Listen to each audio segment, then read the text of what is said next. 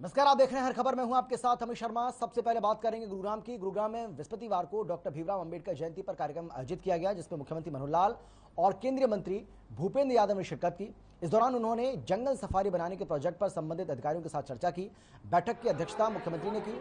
इस दौरान उन्होंने प्रदेश के पर्यटन और वन विभाग के अधिकारियों को निर्देश दिए कि वो योजनाबद्ध तरीके से इस प्रोजेक्ट पर काम करें। अभी ये प्रोजेक्ट अपने शुरुआती दौर में है। प्रोजेक्ट का पूरा खाका तैयार करके उसे चरणबद्ध तरीके से लागू किया जाए। हर चरण के लिए टाइमलाइन तय है।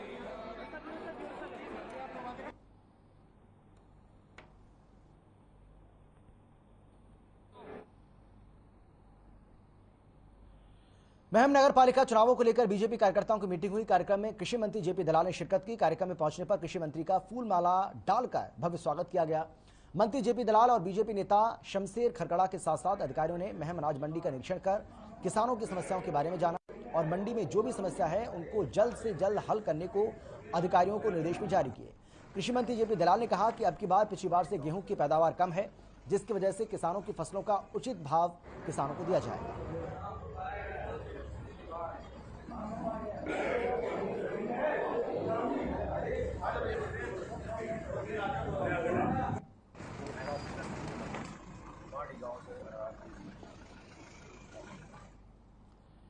इनेलो से विधायक अभय चौटाला ने एसवाईएल और राष्ट्रमंडल खेलों समेत तमाम मुद्दों को लेकर सरकार पर निशाना साधा। अभय ने राष्ट्रमंडल खेलों से कुश्ती को बाहर किए जाने को लेकर कहा कि सीएम को केंद्र सरकार से बात करनी चाहिए। साथ ही उन्होंने कहा कि एसवाईएल को लेकर सरकार किसी भी तरह के कोई प्रयास करती दिखाई नहीं दे रही है। एसवाईएल का पानी हरियाणा को मिले, इसके लिए सरकार को कोशिशें तेज करनी चाहिए।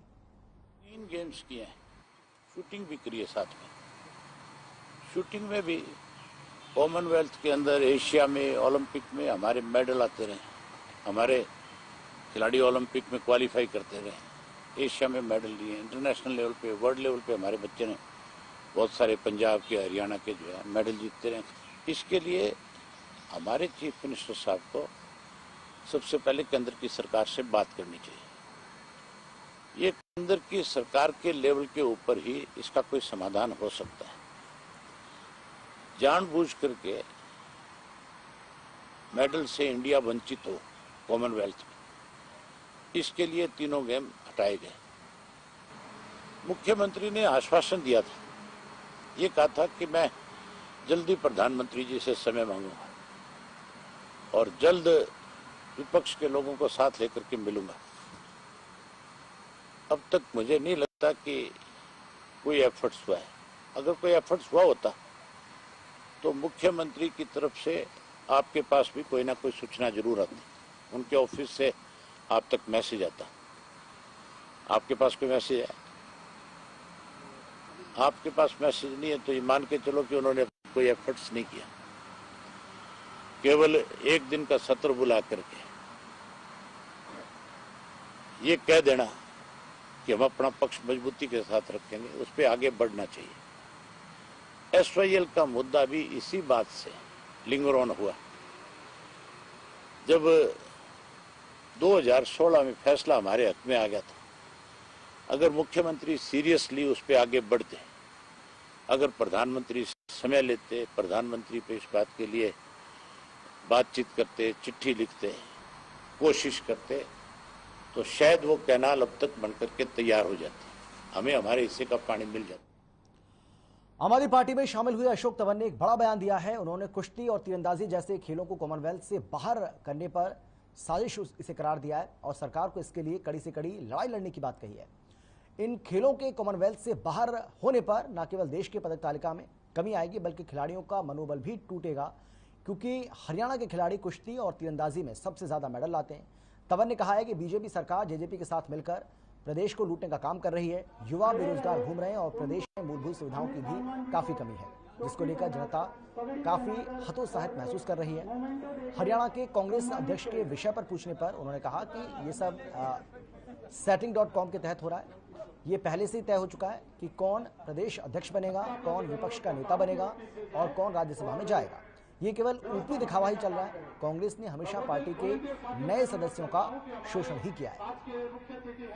उनके जो मूवमेंट है और उनका पगड़ी है, एक बार पगड़ी और मूवमेंट लाने का काम करें। ओलंपिक एसोसिएशन है भारतवर्ष की, उसको पूरी मजबूती से पैरवी करनी चाहिए, क्योंकि ये वो खेल थे, तीरंदाजी है, कुश्ती है, एक दो खेल और उसमें थे जिसमें सबसे ज़्यादा ये देश और हरियाणा मेडल लेकर के आता था। तो ये तो कहीं ना कहीं मुझे लगता है कि हो सकता है अंतर्राष्ट्रीय लेवल पे कोई साजिश हो, क्योंकि सबसे ज़्यादा मेडल हम उसमें जीतते थे। तो इससे तो ड्रास्टिकली जो है वो हमारी जो मेडल की टैली होगी वो नीचे आएगी। साथ साथ हमारे खिलाड़ियों का वो मनोबल कम होगा कि भाई मैं तेरी बैग खुजाऊं, तू मेरी बैग खुजाए, तू भ्रष्टाचार करे, मैं तुझे बचाऊं, तू मुझे बचा। ऐसे ही सरकारें चल रही हैं, ऐसे ही पार्टियां चल रही हैं, और इसी के खिलाफ आम आदमी पार्टी का एक मजबूत मॉडल है कि भाई जो मेहनत करेगा, जो अच्छी सोच के साथ आएगा, बड़े विजन के साथ राजनीति में आएगा, हम उसको आगे बढ़ाने। पूर्व शिक्षा मंत्री गीता भुक्कल सालावास क्षेत्र में हनुमान जयंती कार्यक्रम में भाग लेने पहुंची, जहां उन्होंने सरकार पर वार करते हुए झज्जर प्रशासन पर गंभीर आरोप लगाए और कहा कि झज्जर जिले के सरकारी अस्पताल अब सफेद हाथी साबित हो रहे हैं। यहां किसी भी प्रकार के प्राथमिक उपचार की कोई व्यवस्था नहीं है और न ही कोई उपचार केंद्र है। आपको बता दें कि ये बात तब हुई जब उनके पैर में चोट लगी थी और वहां इलाज केंद्र में पट्टी करवाने के लिए वो गई। गीता भुक्कल ने कहा कि सरकार पहले कई वादे तो करती है लेकिन उन्हें पूरा नहीं करती। सरकार ने 134 के तहत शिक्षा के अधिकार को समाप्त कर दिया। कुश्ती और तीरंदाजी जैसे पारंपरिक खेलों को कोमल बेल्जियम से हटाना अपने आप में खिलाड़ियों का अपमान किया है।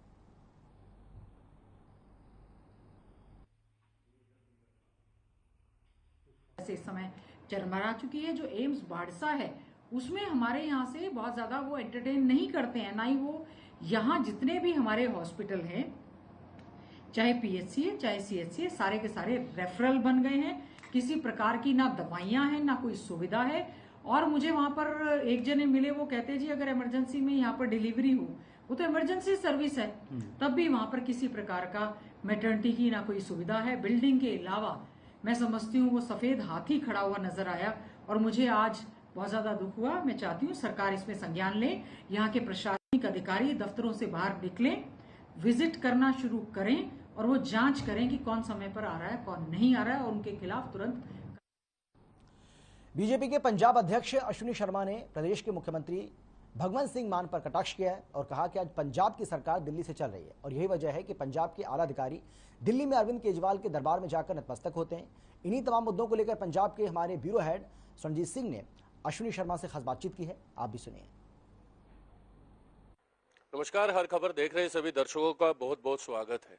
जहां एक तरफ पंजाब में आम आदमी पार्टी की सरकार बनने के उपरांत पंजाब के मुख्यमंत्री भगवंत सिंह मान आए दिन ऐलान पर ऐलान कर रहे हैं और साथ ही बीते कल भारतीय जनता पार्टी के प्रदेश अध्यक्ष अश्विनी शर्मा राज्यपाल से मिलते हैं और एक तरफ विपक्ष 1000 रुपए मासिक महिलाओं को देने की बात जो वायदा किया था आम आदमी पार्टी ने, उस पर सवाल उठाता है, चाहे बीजेपी हो चाहे कांग्रेस हो। लेकिन आज हम बात भारतीय जनता पार्टी से संबंधित करेंगे क्योंकि बीते कल अश्विनी शर्मा ने जो ज्ञापन या यूं कहें राज्यपाल से जो बैठक की है उसका क्या निचोड़ है। हमारे दर्शक बेसब्री से इस बात को लेकर के हर समय सोशल मीडिया पर इस बात का चर्चा भी है कि भारतीय जनता पार्टी का यह कदम आम आदमी पार्टी को लेकर के कितना बड़ा साबित होने वाला है। अश्विनी जी बहुत बहुत धन्यवाद। अश्विनी जी, बीते कल आप राज्यपाल से मिलते हैं, सबसे पहले तो उसका कारण हमारे कल राज्यपाल जी नाल बीजेपी का प्रतिनिधि मंडल जड़ा कल मिलिया है। एक महीने के अंदर जिस प्रकार पंजाब के अंदर कानून व्यवस्था जी है चरमराई है और आऊं लगता है कि पंजाब च कानून का राज नहीं है। कोई दिन ऐसा नहीं है जिस दिन लुट खसुट नहीं हुई, कोई दिन ऐसा नहीं है जिस दिन कतल नहीं होया। हुण तक 23-24 कतल जड़े है हो चुके हैं। 23 कतल 24 दिनों के अंदर अगर होंदे ने ते अपने आप च कानून की की हालत है इनू दर्शाते हैं। मुख्यमंत्री जी ने जदों कि पंजाब की कानून व्यवस्था वाल ध्यान देना चाहिए है, वो टूरिज्म कर रहे हैं। ये प्रति असी अपनी चिंता प्रकट की। और दूसरा, कानून और संविधान के अनुसार स्टेट चलनी चाहिए है। संविधान की किस धारा के तहत एक दूसरी स्टेट के मुख्यमंत्री ने पंजाब के अधिकारियों को तलब किया और उन्होंने नाल बैठक की थी और बाद जदों ये मामला मीडिया द्वारा उठा तो मुख्यमंत्री जी इन्नी गल कह के कि ट्रेनिंग के लिए बुलाया है, अपने आप को बचा नहीं सकते। ਪੰਜਾਬ ਨੂੰ ਦਿੱਲੀ ਦੇ ਕੋਲ ਜਾ ਕੇ ਗਿਰਵੀ ਰੱਖ ਦੇਣਾ, ਇਹ ਪੂਰੀ ਤਰ੍ਹਾਂ ਸੰਵਿਧਾਨ ਦਾ ਉਲੰਘਣ ਹੋਇਆ। पार्टी ने इसके प्रति भी चिंता जी है प्रकट की है। बीते कल भगवंत मान ने इस संबंधी ये भी बयान दिया है कि अगर मुझे मेरे अफसरों को गुजरात से कुछ सीखना पड़ेगा तो मैं गुजरात में भेजूंगा अपने अधिकारी, तेलंगाना में भेजना पड़ा तो तेलंगाना में भेजूंगा। तो जहां जिस राज्य से मेरे पंजाब राज्य को अगर कहीं ना कहीं सपोर्ट मिलेगी तो दिल्ली फ्री शिक्षा को लेकर के, यहाँ कहीं एजुकेशन सिस्टम को लेकर के स्कूल जो है उदाहरण है, और अगर उससे संबंधित आला अधिकारियों को जाना पड़े तो मैं भेजूंगा। ऐसा कि कोई भी मंत्री साथ नहीं था, कोई भी विधायक साथ नहीं था। सरकार ब्यूरोक्रेट्स चलाएंगे क्या? ये केवल बचने के लिए अब बातें बनाई जा रही हैं। और मुझे तो लगता है कि मान साहब को भी पता नहीं था कि उनके अफसरों को दिल्ली बुलाया गया। लेकिन खसियानी बिल्ली खंबा नोचे वाली बात अब वो कर रहे हैं। रही बात कि स्टेट की प्लानिंग रहती है कि मानो किसी दूसरी स्टेट का के लिए अधिकारियों को जाना है तो उसकी खबर पहले से होती है। ये अधिकारी जाएंगे, ये विषय रहेगा, वहाँ इनको मिलेंगे, इन अफसरों के साथ उनकी बैठक होगी, ऐसा कोई एजेंडा नहीं था।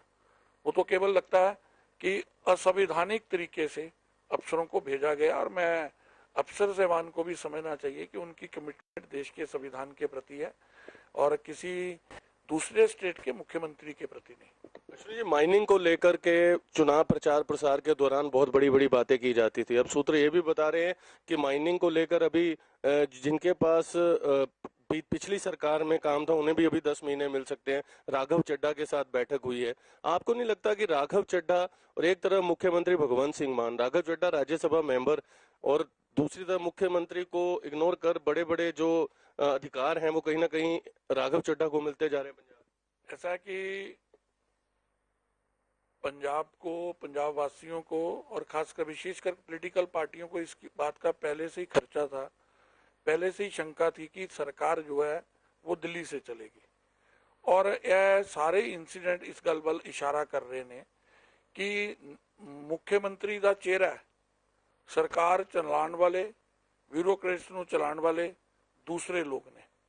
माइनिंग ਨੂੰ ਲੈ ਕੇ बड़ियां बड़ियां गल्लां ਇਹਨਾਂ ने कीतियां, लेकिन अज भी धड़ाधड़ इलीगल माइनिंग जी है उदा ही हो रही है। रेत का भाव सस्ते होने की जगह होर ज़्यादा बढ़ गया। ये तो पता लगता है कि सरकार किस तरीके नाल चल रही है। और मैनू लगता है कि उन्होंने को सामभ्या ही नहीं जा रहा और पंजाबियों को भी नहीं पता चल रहा कि सरकार चला कौन रहा। मान साहब चला रहे हैं, राघव चड्ढा चला रहे हैं, या केजरीवाल साहब चला रहे हैं। पंजाबी ठगिया ठगिया महसूस कर रहे हैं। और मैनू लगता है कि ये जिहड़े गुब्बारे की फूक है बड़ी जल्दी निकलने वाली है। जी, पहली बार सरकार इतने मैंडेट से, इतने बड़े मैंडेट से पंजाब में बनी है, लेकिन पहली बार ये देखने को मिल रहा है 27 दिन के अंदर अंदर चाहे टीचर्स हैं वो धरने पर बैठे हैं, ट्रांसपोर्ट अधिकारी वो धरने पर बैठे हैं, प्रेस कॉन्फ्रेंस करते हैं। लगातार अटैक जो है आम आदमी पार्टी पर होने लग गया। क्या लग रहा है कि लोगों को अपनी गलती का एहसास हो गया बहुत जल्द? ऐसा कि ਇਹਦੇ ਲਈ ਦੋਸ਼ੀ अगर कोई हैगा ਤੇ आम आदमी पार्टी हैगी। ਉਹਨਾਂ ਨੇ ਲੋਕਾਂ ਦੇ ਨਾਲ ਉਹ ਵਾਅਦੇ ਕਰ ਲਏ ਹੈ ਜਿਹੜੇ ਵਾਅਦੇ ਉਹ ਪੂਰੇ ਨਹੀਂ ਕਰ ਸਕਦੇ। ਉਹਨਾਂ ਨੇ ਆਪਣੀ ਮੰਜੀ ਤੇ ਸੋਟਾ ਨਹੀਂ ਮਾਰਿਆ, ਆਪਣਾ ਖਜ਼ਾਨਾ ਨਹੀਂ ਵੇਖਿਆ, ਘੋਸ਼ਣਾਵਾਂ ਤੇ ਘੋਸ਼ਣਾਵਾਂ ਕਰਦੇ ਰਹੇ। ਅਸੀਂ ਮੁਲਾਜ਼ਮ ਕੋਈ ਦੇਖਿਆ ਟੈਂਕੀ ਤੇ ਚੜਿਆ ਉਹਦੇ ਕੋਲ ਚਲੇ ਗਏ। ਆਪਣੇ ਟਾਈਮ ਤੇ ਹੁਣ ਮੁਲਾਜ਼ਮ ਉਹਨਾਂ ਦੇ ਟੈਂਕੀ ਤੇ ਚੜੇ ਰਹੇ, ਉਹਨਾਂ ਦੇ ਘਰ ਦੇ ਬਾਹਰ, ਉੱਥੇ ਉਹਨਾਂ ਕੋਲ ਜਾਣ ਦਾ ਟਾਈਮ ਨਹੀਂ ਹੈ। ਉਹਦੇ ਬਾਹਰ ਧਰਨੇ ਤੇ ਮੁਲਾਜ਼ਮ ਬੈਠੇ ਨੇ, ਉਹਨਾਂ ਨੂੰ ਉਹ ਮਿਲਦੇ ਨਹੀਂ ਹੈ। ਦੋਹਰਾ ਚਰਿੱਤਰ ਜਦੋਂ ਕੋਈ ਦੱਸੋਗੇ, ਸਰਕਾਰ ਬਣਨ ਤੋਂ ਪਹਿਲਾਂ ਤੁਸੀਂ ਹੋਰ ਤਰ੍ਹਾਂ ਦਾ ਵਿਵਹਾਰ ਕਰੋ, ਸਰਕਾਰ ਬਣਨ ਤੋਂ ਬਾਅਦ ਤੁਹਾਡਾ ਐਟੀਟਿਊਡ ਹੀ ਬਦਲ ਜਾਏ। ਉਹੀ ਕਿਸਾਨਾਂ ਦੀਆਂ ਗੱਲਾਂ ਕਰਦੇ ਸੀ, ਕਿਸਾਨਾਂ ਨੂੰ ਲਾਠੀਆਂ ਮਿਲ ਰਹੀਆਂ। ਉਹੀ ਟੀਚਰਾਂ ਦੇ ਬਾਰੇ ਬੜਾ ਬੋਲਦੇ ਸੀ, ਅੱਜ ਉਹੀ ਧਰਨੇ ਤੇ ਬੈਠੇ ਨੇ। ਉਹਦੇ ਲਈ ਅਗਰ ਕੋਈ ਦੋਸ਼ੀ ਹੈ ਤੇ ਆਮ ਆਦਮੀ ਪਾਰਟੀ ਹੈ, ਕਿਉਂਕਿ ਉਹਨਾਂ ਨੇ ਲੋਕਾਂ ਨੂੰ ਇੱਕ ਸੁਪਨੇ ਦਿਖਾਏ। ਹੁਣ ਸੁਪਨੇ ਪੂਰੇ ਕਰਨਾ ਉਹਨਾਂ ਦਾ ਦਾਇਿਤਵ ਹੈ। और 27 ਦਿਨਾਂ 'ਚ ਉਹਨਾਂ ਦਾ ਭਾਂਡਾ ਇਸ ਕਰਕੇ ਵੀ ਫੁੱਟ ਗਿਆ ਕਿ ਪੰਜਾਬ ਨੇ ਕਦੀ ਨਹੀਂ ਇਦਾਂ ਦਾ ਮਾਹੌਲ ਵੇਖਿਆ ਕਿ ਇੱਕ ਅਰਾਜਕ ਜਿਹਾ ਵਾਤਾਵਰਣ ਬਣ ਜੇ। ਕੋਈ ਕਿਸੇ ਦੀ ਸੁਣ ਹੀ ਨਹੀਂ ਰਿਹਾ, ਨਾ ਕਾਨੂੰਨ ਦਾ ਰਾਜ ਹੈ, ਨਾ ਸੰਵਿਧਾਨ ਦਾ ਰਾਜ ਹੈ। ਇਹ ਵੀ ਨਹੀਂ ਪਤਾ ਚੱਲਦਾ ਪਿਆ ਕਿ ਰਾਜ ਚਲਾ ਕੌਣ ਰਿਹਾ। ऐसी स्थिति जी है खतरनाक है पंजाब के लिए। पंजाब बड़ा संवेदनशील स्टेट है। लेकिन एंटी गैंगस्टर टास्क फोर्स का उन्होंने गठन किया, वो कहते हैं कि हम गैंगस्टर का खात्मा कर देंगे पूरे प्रदेश में। एंटी गैंगस्टर टास्क जो बनी है उसको लेकर ਉਹਨਾਂ ਦੀ ਪਾਰਟੀ ਦੇ ਅੰਦਰ ਹੀ ਉਹਨਾਂ ਦੇ ਵਿਧਾਇਕ ਨੇ ਹੀ ਉੱਤੇ ਪ੍ਰਸ਼ਨ ਚਿੰਨ੍ਹ ਖੜੇ ਕਰਤੇ, ਉਹਨਾਂ ਦੀ ਕੈਪੈਸਿਟੀ, ਉਹਨਾਂ ਦੀ ਕੈਪੇਬਿਲਿਟੀ ਤੇ ਪ੍ਰਸ਼ਨ ਉਠਾਤੇ। ਇਹਦੇ ਤੋਂ ਹੀ ਪਤਾ ਚੱਲਦਾ ਹੈ ਕਿ ਪੰਜਾਬ ਨੂੰ ਸੰਭਾਲਣ 'ਚ ਇਹ ਸਰਕਾਰ ਹੁਣ जो प्रथम दृष्टि 'ਚ लगता ਪਿਆ सफल नहीं हो रही। आने वाले समय में 22 तारीख को बहुत बड़ी बैठक जो है पंजाब में भारतीय जनता पार्टी करने वाली, क्या मंथन जो है इस पर होने वाला? अरे कोई बड़ी बैठक नहीं, हमारी बैठकें लगातार चलती रहती हैं और हुणे पंजाब का पूरे का दौरा भी मेरा और मेरे महामंत्रियों ने और पार्टी के बाकी नेतावां ने किया और सब जिलों के अंदर अपने कार्यकर्ता नाल जिन्होंने चुनाव लड़िया उन्होंने नाल गलबात करके आए हैं। आने वाले समय के अंदर नगर निगम नगर के चुनाव होने वाले ने, उस तो बाद ब्लाक समितियां, जिला परिषद, संगरूर की पार्लीमेंट का चुनाव है। इन्हां सारे विषयों को लैके पार्टी जिहड़ी है वो सक्रिय है। मेरा आखिरी सवाल है, कैसे देखते हैं राजा वड़िंग को कांग्रेस का अध्यक्ष पंजाब प्रदेश का बनाया गया? कैसे? अरे पार्टी का अंदरूनी मामला है, शुभकामनाएं उनको। ये थे हमारे साथ अश्विनी शर्मा जो कि प्रदेश अध्यक्ष हैं भारतीय जनता पार्टी से। अब ये देखना होगा, भारतीय जनता पार्टी पूरी कमर कस चुकी है और आम आदमी पार्टी द्वारा जितने भी वायदे किए गए हैं उस पर विपक्ष के तौर पर सवाल उठाना एक विपक्ष का दायित्व भी बनता है, कर्तव्य भी बनता है। अब देखना होगा कि आम आदमी पार्टी प्रतिक्रिया देती है। देखते रहे हर खबर। कैमरा पर्सन हरदीप के साथ मैं स्वर्ण, चंडीगढ़ से। फरीदाबाद में खुले सीवर और गड्ढों की वजह से आए दिन हादसे हो रहे हैं, लेकिन प्रशासन इस तरफ कोई ध्यान नहीं दे रहा है। सेहतपुर वार्ड 25 की चेतन मार्केट में पानी की पाइपलाइन डालने के लिए खोदे गए गड्ढे में एक 10 साल का मासूम फिर गिर गया। 10 से 12 फीट के इस गड्ढे में लोगों ने सीढ़ी लगाकर मासूम को बाहर निकाला। बताया जा रहा है कि रास्ता न होने की वजह से मासूम साइड से निकल रहा था, लेकिन पैर फिसलने की वजह से वो इस गड्ढे में जा गिरा। लापरवाही का अंदाजा इस बात से आप लगा सकते हैं कि गड्ढे के आसपास किसी तरह का कोई चेतावनी बोर्ड भी नहीं था। इससे पहले भी मासूमों के खुले सीवर में गिरने के मामले सामने आ चुके हैं।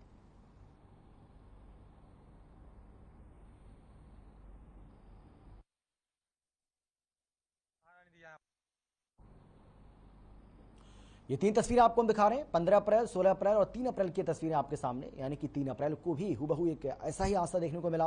उसके बाद कल यानी कि 15 अप्रैल को ऐसा ही मामला सामने आया और आज 16 अप्रैल के दिन भी कुछ ऐसा ही मामला सामने आया है। और चौंकाने वाली बात यह है कि ये तीनों ही मामले फरीदाबाद के हैं। तो किस तरीके से फरीदाबाद में लापरवाही का आलम देखने को मिल रहा है, ये तीनों तस्वीरें इस बात की तस्दीक भी करती हैं।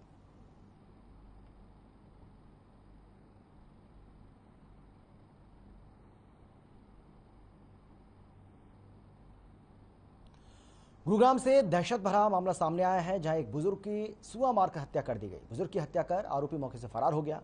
फरार आरोपी को 40 क्राइम यूनिट ने गिरफ्तार करने में सफलता प्राप्त की है। आपको बता दें कि आरोपी बुजुर्ग के घर बिजली ठीक करने के लिए आया था और इसी दौरान बुजुर्ग दंपत्ति को घर में अकेला देख आरोपी लूट के इरादे से वारदात को अंजाम देकर फरार हो गया।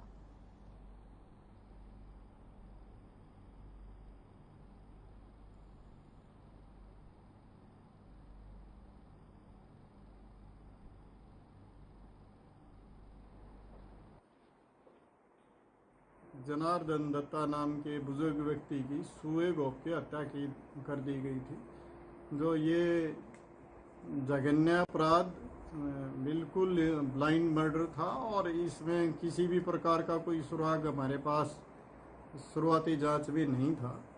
ये काम हमारी क्राइम ब्रांच सेक्टर 40 को सौंपा गया और उन्होंने बड़ी मेहनत करके सब इंस्पेक्टर गुणपाल और सब इंस्पेक्टर संजय ने मिलके उसको बेहतरीन तरीके से काम करते हुए उसमें जो शामिल व्यक्ति रवि था, जो वहीं गांधी कॉलोनी का गांधी नगर का रहने वाला है, उसको तलाश करके और उसको इस केस में हमने गिरफ्तार करने में 48 घंटे के अंदर अंदर कामयाबी।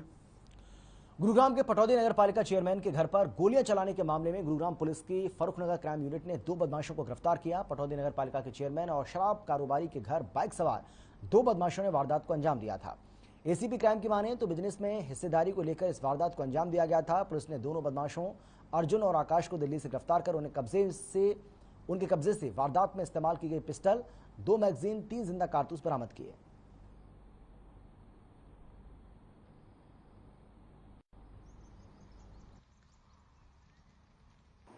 दिनांक 11/4 को पटौदी इलाके में मिस्टर चंद्रभान है, जो नगर पालिका के प्रधान हैं, उनके घर पे फायरिंग की गई थी और उनसे शराब के कारोबार में हिस्सेदारी की मांग की गई थी। इसके संबंध में सीसीटीवी में भी 2 लड़के साफ उनके घर पे फायर करते हुए दिखाई दिए थे, जिनकी बाद में हमने पहचान करते हुए हमारी क्राइम ब्रांच फरूखनगर ने सब इंस्पेक्टर अमित के नेतृत्व में काम करते हुए, बड़ी मेहनत से काम करते हुए उनको, जो उसमें दोनों लड़के जो शामिल थे जिन्होंने वहाँ घर पे जाके फायरिंग की थी, आकाश और अर्जुन, इन दोनों लड़कों को हमने गिरफ्तार किया है और उनसे जो फायरिंग में एक हथियार हमने बरामद किया है और आज इसका पुलिस रिमांड हमने अदालत में पेश करके हासिल किया है। वो ऑडियो भी जो आई थी उसके संबंध में भी हमने उसमें सेक्शन ऐड की हैं और उस पर भी कार्रवाई की जा रही है। वो ऑडियो इनकी नहीं थी, लेकिन वो किसी दूसरे शख्स की ऑडियो है और उसने इनसे फायरिंग करवाई थी। नांगल चौधरी की बात करते हैं। नांगल चौधरी में मुख्यमंत्री उड़न दस्ता और खुफिया विभाग ने एक साथ कार्रवाई करते हुए लगभग 50 से अधिक मिनी क्रशर जोन में छापेमारी की। छापेमारी के दौरान खनन विभाग, प्रदूषण विभाग की टीम भी मौजूद रही। अब स्थिति यह है कि वाइल्ड स्टोन ग्राइंडिंग यूनिट क्षेत्र में अफरा तफरी का माहौल हो गया। सभी मालिक अपनी फैक्ट्री बंद कर भाग गए।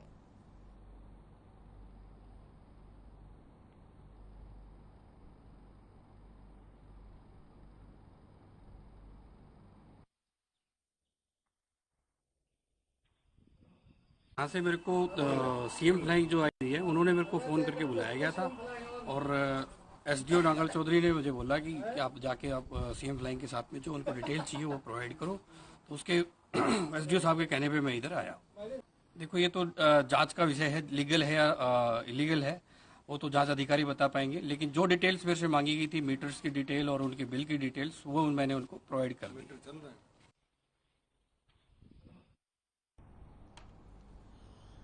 कालांवाली में गेहूं की ठीक तरह से खरीद न होने पर आड़तियों ने अनाज मंडी बंद कर नारेबाजी की। साथ ही सहकारी सोसाइटी के गेट को भी बंद कर दिया।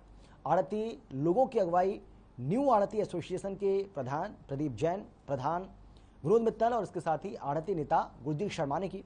आड़तियों का कहना है कि वो बैग में भरकर गेहूं भेजते हैं, लेकिन एफसीआई और हैफेड भेजे गए गेहूं को नहीं उतरवाते हैं। गेहूं के दाने को सुकड़ा हुआ करार देकर ट्रक को वापस भेज दिया जाता है, जिससे आड़ती को प्रति ट्रक 15,000 रुपए का किराया लग जाता है। आड़ती लोगों ने कहा है कि आज ना तो गेहूं की परचेज होगी और ना ही लोडिंग करवाई जाएगी। उन्होंने कहा कि ये समस्या को लेकर कालांवाली के एसडीएम से भी मिले थे, लेकिन कोई समाधान नहीं हुआ। सूत्रों का कहना है कि केंद्र सरकार की ओर से आदेश है कि अगर स्टॉक बीआरएल हो गया तो संबंधित कर्मचारी और अधिकारी जिम्मेदार हैं। हमारे जो गेहूं आ रहा है, कल एफसीआई में हम गए थे, काफ़ी ट्रक उन्होंने हमारे वापस किए। हमने उनको जाके रिक्वेस्ट करी, हमारे कोई गेहूं में जार नहीं लगी तो आप हमारे ट्रक वापस कर दो। उन्होंने कुछ दाने निकाल के बोले जी इसमें 15% गेहूं सुकड़ी हुई है। हमने कहा सुकड़ी हुई है, ये ना तो आड़ती ने इसको कोई छोटा किया है, ना कोई किसान ने किया है। अगर किसान के हाथ में होता तो ये 60 मन किले की होती, ना कि 30 मन किले की हुई। बोले हम तो ये दाना आपका उतारेंगे नहीं। मैं कहा जी आप हमारे अभी हांसी से फोन आया, हांसी भी हड़ताल हो चुकी है, हांसी में आपके डिपार्टमेंट ने गेहूं उतारनी शुरू कर दी है, तो आप ऐसा काम ना करो जिससे हमारे को भी हड़ताल करनी पड़े और हम हड़ताल पे जाके बैठे। बोले नहीं हम तो ऐसे ही करेंगे, आपका माल नहीं उतरवाएंगे। सोसाइटी ਦੇ ਵਿੱਚ ਮੀਟਿੰਗ ਹੋਈ ਸੀ, ਅਫਸਰਾਂ ਨੂੰ ਸਾਰਿਆਂ ਨੂੰ ਦੱਸ ਦਿੱਤਾ ਗਿਆ ਸੀ ਵੀ ਸਾਡੇ ਨਾਲ ਇੰਨਾ ਧੱਕਾ ਨਾ ਕਰੋ ਕਿ ਅਸੀਂ ਮਜਬੂਰ ਹੋ ਜਾਈਏ, ਸਾਨੂੰ ਸੜਕਾਂ 'ਤੇ ਉਤਰਨਾ ਪਵੇ। ਆਹ ਤਪਦੀ ਧੁੱਪ ਦੇ ਵਿੱਚ ਆੜਤੀਆ ਇੱਕ ਮਨੀਮ ਤੇ ਸੇਠ ਤੁਰਿਆ ਫਿਰਦਾ ਸੜਕ ਤੇ, ਤਾਂ ਇਹਦਾ ਕੋਈ ਕਾਰਨ ਹੋਊਗਾ। ਜਿਹੜਾ ਇੰਨੀ ਗਰਮੀ ਪਈ ਹੈ, ਦਾਣੇ ਕਰਕੇ ਸੁੱਕੜ ਗਏ ਨੇ, ਇਹ ਕੋਈ ਜ਼ਿਮੀਂਦਾਰ ਨੇ ਸੁੱਕੜੇ ਤੇ ਨਾ ਹੀ ਕੋਈ ਅਸੀਂ ਇਹਦੇ ਵਿੱਚ ਪਾਇਆ ਹੈਗਾ। ਜ਼ਿਮੀਂਦਾਰ ਦਾ ਮਾਲ ਹੈ, ਗੱਟਿਆਂ ਦੇ ਵਿੱਚ ਭਰਿਆ ਹੈਗਾ, ਸਲਾਈ ਕਰੀ ਹੈ ਤੇ ਲੋਡ ਕਰਵਾਉਣੇ ਆ ਤੇ ਵਾਪਸ ਭੇਜ ਦਿੰਦੇ ਨੇ। ਇਹਦੇ ਵਿੱਚ ਬਹੁਤ ਧੱਕਾ ਹੈਗਾ, ਇਹ ਧੱਕਾ ਅਸੀਂ बर्दाश्त नहीं करांगे। और फिलहाल इतने एक छोटे से ब्रेक के बाद फौरन लौटेंगे। आप देखते रहिए हर खबर।